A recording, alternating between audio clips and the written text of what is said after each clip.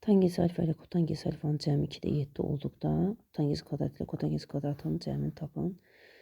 İlk öncə elə verilən birinci ifadəmizin hər tərəfini kvadrata hissəsi alarıq. Tangens alfa üstə gəlir kotangens alfa, mütərizə kvadratı bərabərdir 2-də 7-nin kvadratı.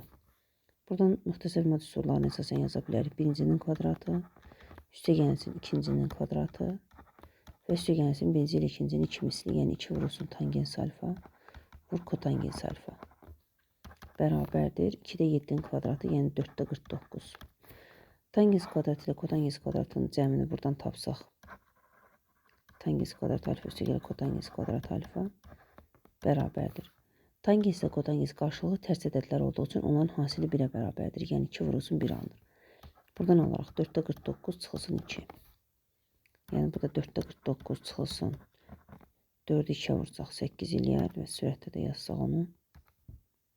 Belə yazaq. Çıxılsın 4 vur 2, yəni 8. Deyilir 4-də 41.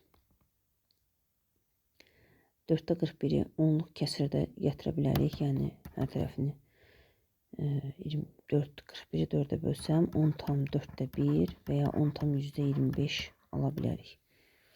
Yəni 10-luqla da adi şəkildə də yaza bilərsiniz.